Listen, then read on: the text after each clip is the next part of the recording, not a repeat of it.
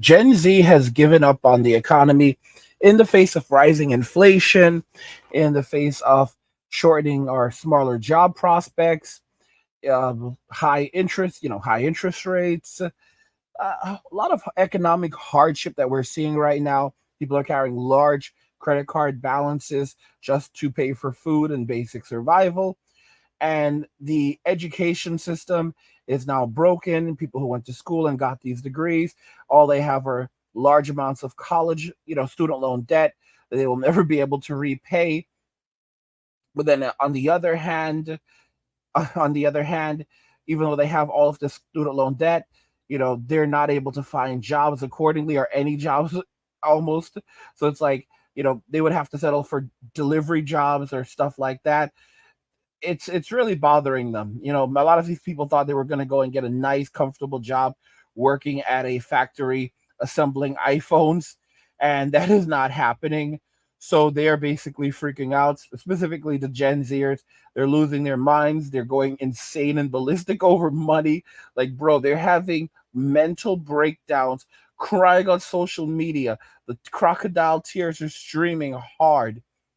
And about the quiet quitting. They are not adjusting well to the workforce. They're basically saying they're not going to do the 9 to 5 thing. They're talking about work life balance, but their version of work life balance basically screws it up for everyone else because it's not simply a matter of like, I'm going to take time off from work when I need it. I'm going to, if I'm sick, I'm not coming into work and you're not going to force me to come into work. No, Gen Z is like, yeah, bro, I'm not going to work, period. Like, I'm not going to work more than from like 9 to 12 in real talk. I don't get out of bed until 12 usually. So you're going to have to work with me on that too. I'm not doing more than 4 to 5 hours a day of work. Really it's 2 to 3, but depending on how things go, we could talk about those extra 2 hours. But an 8 hour shift is completely out of it. And this combination of things has a lot of these Gen Zers quietly quitting as well as now laying flat. That's a big phenomenon in China. There's a video that I came across from the Chinese historian channel. I'm going to link him in the description so you can go and check out his channel. It's a pretty good channel. He has like 9,000 subscribers, so he's growing. Go support the channel, give him some love. We're going to go ahead and watch the video. It's titled, "Why Are Millions of Asian Men Laying Flat and Still Living with Their Parents?" And the term used is hikikomori. Hikikomori comes from Japan, and it basically refers to the phenomenon predominantly among men, but it is also observed among some women where they will not leave their house at all, and they often get completely completely wrapped up into the virtual world. So they'll spend hours on their computer just, going through forums, watching content, stuff like that. Although it may not always even be that. It's just them not leaving their rooms, staying inside and hiding from the outside world, more or less. It's a pretty unfortunate reality, but it's something that happens a lot. So we're going to go ahead. We're going to jump into that. And I mean, it's unfortunate, but it's a sign of things really to come. Someone described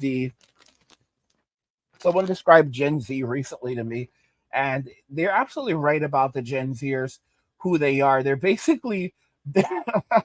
they're basically a modern day version of the hippie. And if you look at what the qualities of the hippie is, the qualities of the hippie was nothing good whatsoever. These were people who were extremely lazy. They were untrustworthy. They were not acclimated for the workforce. They were untidy. This is the comment from Rune. Gen Z is the modern day version of hippies. And he said, I still remember them clearly. Holy cow. So you have these men who are, you got a lot of these guys who are in their 70s now, 60s, 70s, even 80s. And they were around back then and they know what these people were like. He said, I remember them clearly. They were shifty, Gen Z, lazy, Gen Z, smoked weed, Gen Z, had sex all over the place, Gen Z, and dressed like homeless people, Gen Z, and were untidy, Gen Z, and completely unworthy Gen Z. So they are 100% the modern day version of the hippie. When people hear hippie, they think all you need is love. No, these people were the worst people in the world. These are the same people that would go around saying be kind, and and then we're dealing with a lot of those implications today. A lot of the toxic culture, a lot of the toxic things that we have came from the hippies. It's all about love, man. It's love. You can't tell someone how to love another person, man. You need, huh, man? This is where do you think all of this garbage came from? The woke mind virus. It came from the boomers. All right. And Joe and what's his name? George Carlin. He said that the boomers went from doing the fluffy white stuff to Rogaine. You know, and they're cold people, and they want all the toys for themselves. Who does that sound like to you? Oh, I don't know. Gen Z that think they graduate from college or even high school, and they somehow they somehow think they should be getting factory jobs that'll pay them enough money to go buy a house and live comfortable lives. Buy a house immediately. Like these people are delusional. Let's be realistic. Like, my parents were baby boomers and they had to work like 10 years. You know, they didn't like 10 years. My father had to work like 10 years before he could even think about buying a house. And when I say work, I mean in like a good job, you know? Like he didn't purchase his first home until realistically he was almost 40 years old or right around 40 years old, and by that point he had been working for I would say for at least 20 years, I think, somewhere around that. And Gen Z is just stepping out into the workforce and they're like, I want a home, I want a house now. Like now, like right now, right now. I don't know. These people are lunatics. But let's go ahead and jump into the video from Chinese historian and see what these ibits are doing across the pond. What is up, guys? So welcome back to my channel. So in this video, I'm going to discuss the issue of why millions of young Chinese men are laying flat back at their parents' house. And many of these men, they're not even young anymore. Some of them are into their 30s. And they're not going out there to apply for jobs. They're just more than happy to be living with their parents, and they're just staying at home and not even going outside, where they're playing video games all day, just wasting their lives away. It's called 躺平, or simply laying flat there and not doing anything. So what has led to all of this? So why are these men becoming so lazy, and why are these men becoming so unmotivated? Well, I want to mention something extremely important that in the universities in the West now, for example, in Canada and the United States and in many European countries, over 60% of the student body are female now. And they say that by 2030, okay, this number is going to jump to over 70%. And the exact same trend is happening in China. As of 2018, the number of female students at Chinese universities have been outperforming the male students. And this gender gap will continue to shift towards the female side. Let's look at what's happening in America. For example, between the years of 1965 to 1975, the number of students enrolling in American universities more than doubled. How the hell did that happen? Well, you have to remember 1970s, third wave feminism, right? University used to be a man's space. So we have welcomed these women into our man's spaces with open arms, which is, I believe, is a great thing. However, everything in life comes with consequences. So what has happened since the start of this movement, right? Since so many women are going to universities, right? As I mentioned, the number of applicants and graduates doubled within the course of 10 years. So there are only so many good paying jobs out there. There are only so many government jobs. There are only so many jobs in the STEM field. Only so many people can become doctors or lawyers every single year. Not everybody can earn a six-figure income. So now there are twice as many job applicants versus the opening positions available to fill these jobs. So this has made it extremely difficult for many young men to get jobs. It's happening in the West, and it's also happening in many countries in the East, for example, in China. And we all know that for every single white collar profession there is, and this is absolutely true in the West, they have a gendered quota in place. It's actually mandated by our government. So almost every single workplace have to hire a 50% woman.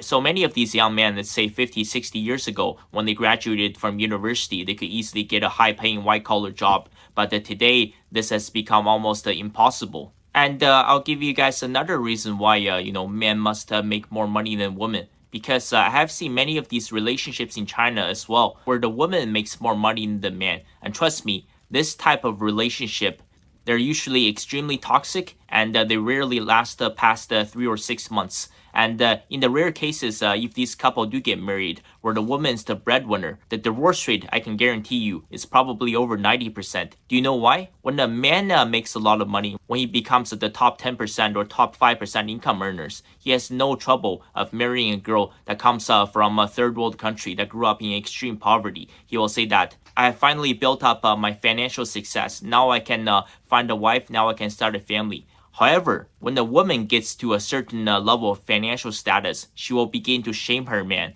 This is not just true in the West, this is also true in the East. I've seen many Chinese women do this, especially after they get their university degree. They start saying things like, oh, look at me. I'm a university graduate. I got a degree now. From now on, I only date a man with a master's or PhD, or I'm only going to date doctors or lawyers. Anybody that's only gone to a 2-year college, or has been to only trade school, or only has a high school diploma, those guys can all piss off, because those guys are nobodies to me now.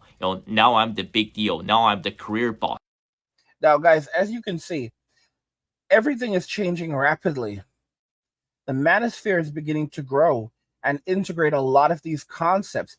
Channels that were traditionally not aimed at the manosphere, that were not traditionally a part of the manosphere, are going to become a part of the manosphere because of what's happening around the world. The manosphere is basically scooping all of this up.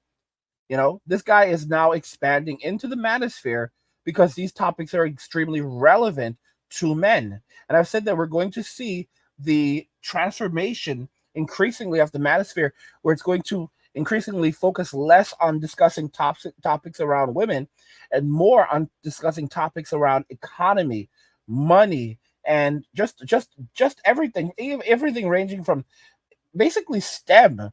It's going to be a massive shift. And I know you're like, well, those topics already exist in the manosphere. It's going to expand much larger. Manosphere is going to be very, very interesting. It's going to become what I would call a very beautiful space. And it's kind of an idea. It's an idea among men. And because it's an idea among men, it's not like they can shut it down. There's no real one banner of the manosphere. It's a collection of ideas. So men know what the manosphere looks like. People know what manosphere content is, right? So there's no getting rid of the manosphere that men have created for themselves. It's 100% decentralized. No one controls it. It's pretty intriguing. But you can see that these Gen Zers,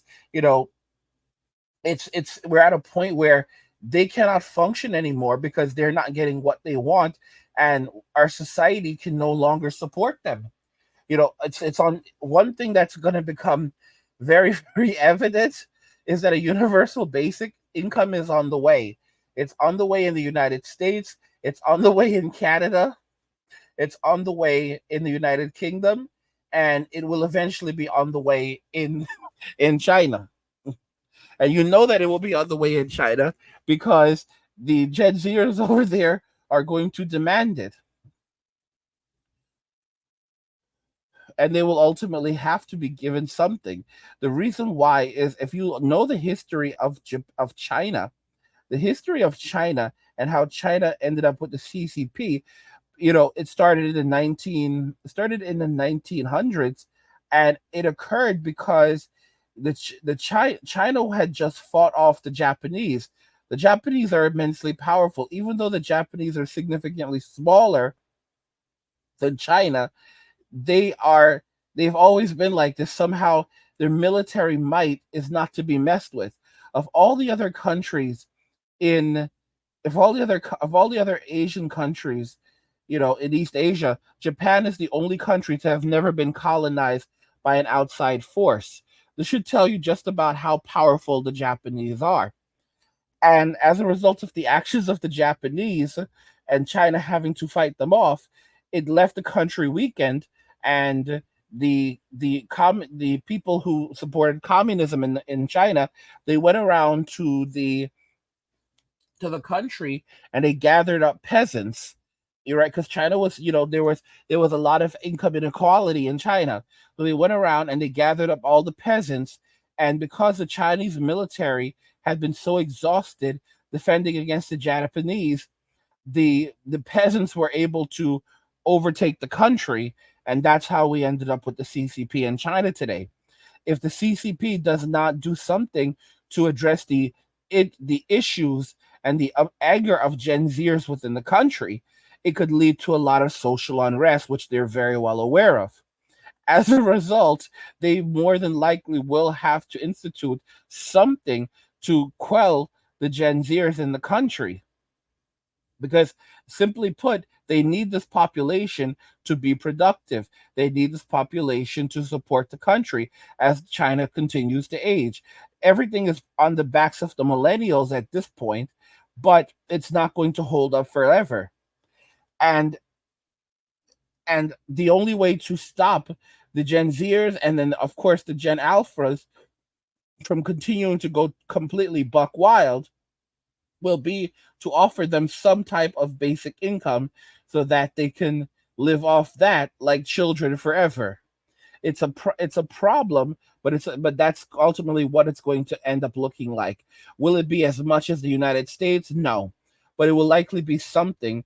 And of course, the Chinese, these Gen Zers will try to live off it, and it's not going to work. The universal basic income in the U.S., it won't be more than like $800 or $1,000 a month, but it'll probably be more like $800. Okay, and it won't be enough to live off, but the idea will be that it'll be there to supplement a person's income.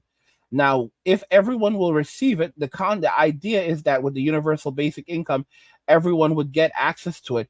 But my guess is that they would probably do something that would make it prevent everyone from getting access to it.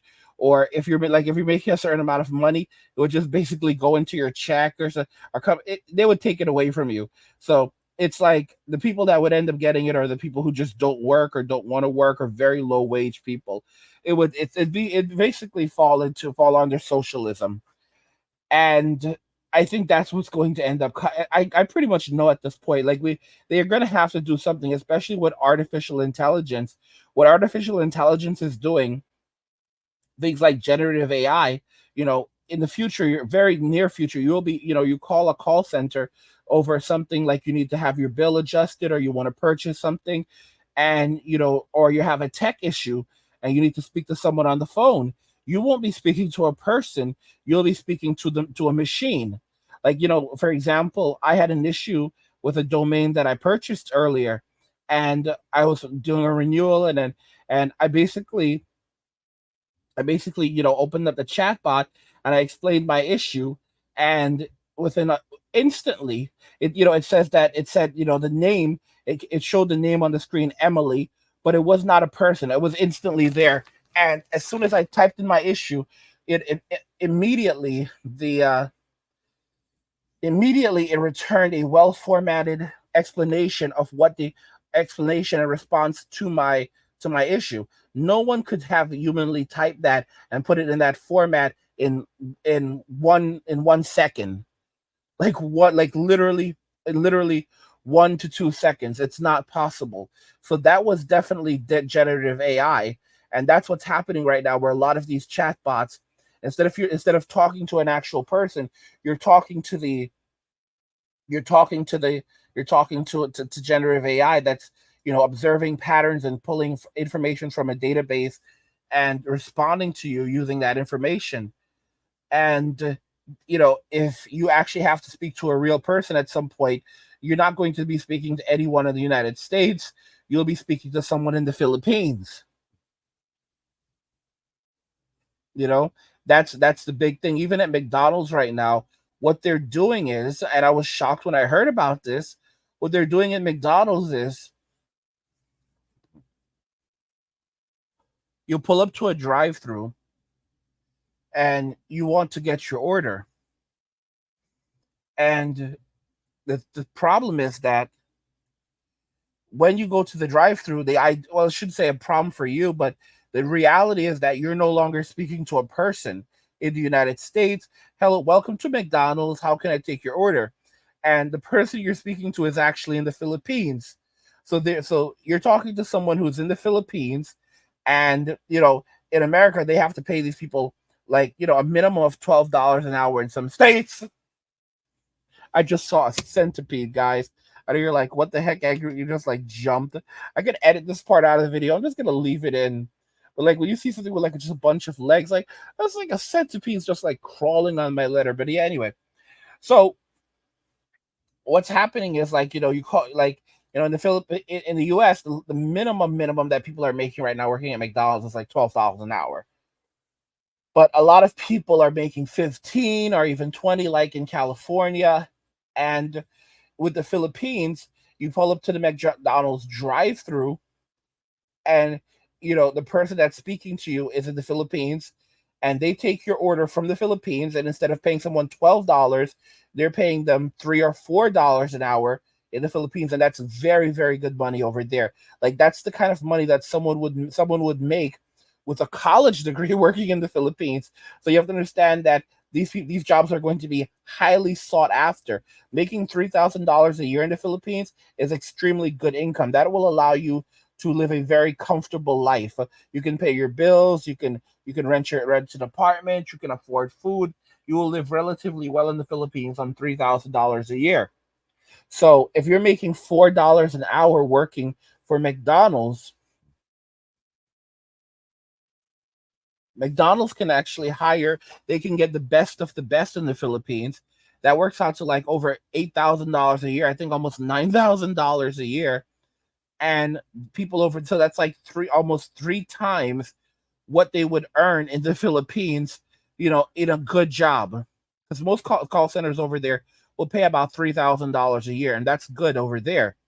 So if you're making $8,000 or $9,000 a year, which is like three times a good income in the Philippines, you're gonna have the best of the best.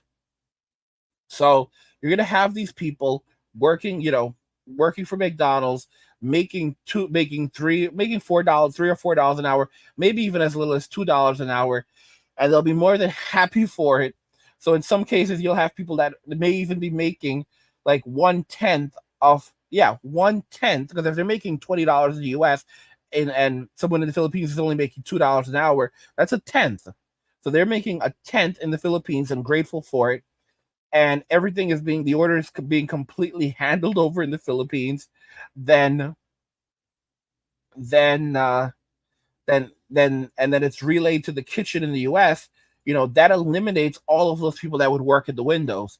So all of those people that would be working the window, taking your order, all of that is gone.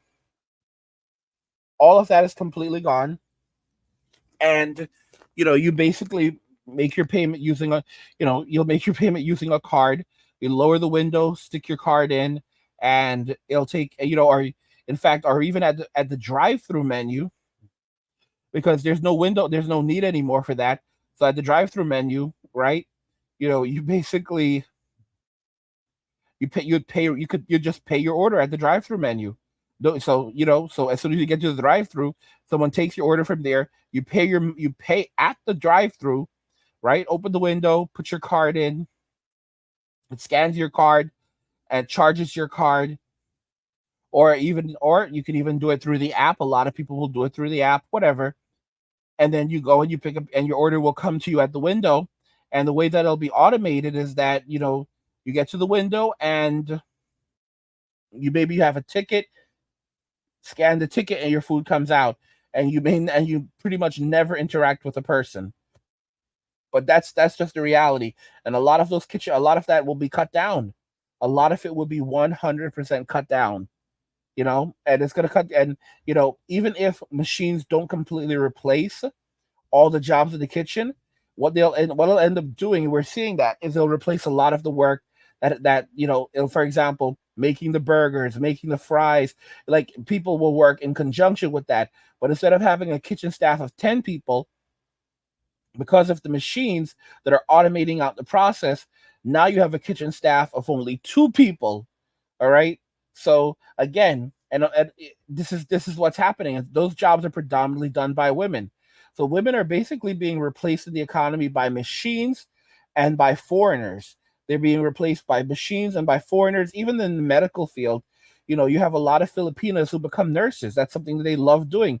The Filipinos love becoming nurses. So what ends up happening? Oh, we don't have enough of these people. Guess what? They'll just get the Filipinos to come over. Like, the Filipinos are going hard. I told you, even the simp economy is moving overseas, and the Filipinos are taking the simp economy for themselves. All right? Women don't realize the reality that they're facing. They think that this is that they're bosses because they're on OF. They don't understand that's all superficial and it can be gone overnight. Guys, don't forget that I have another channel called Angry, where I discuss gaming, anime, geek stuff, nerd stuff, real world stuff, and whatever else interests me. There's a link to it in the description of the video. Go check it out, subscribe to the channel, support my work. And if you're enjoying the content on this channel and you want even more of this content, head over to the Men Walking Away channel, where I discuss the same topics that you'll find on this channel, on that channel, and I release new content on the Men Walking Away channel daily. So you can head over there, check that out. What do you think regarding all of this, guys? Gen Z has given up on the economy, and they're laying flat. Let me know your thoughts. We'll talk about it in the comments. Like the video if you like it. Don't forget to subscribe. And if you like the video, share the video. And just remember that all roads lead to MWA Men Walking Away. And cheers.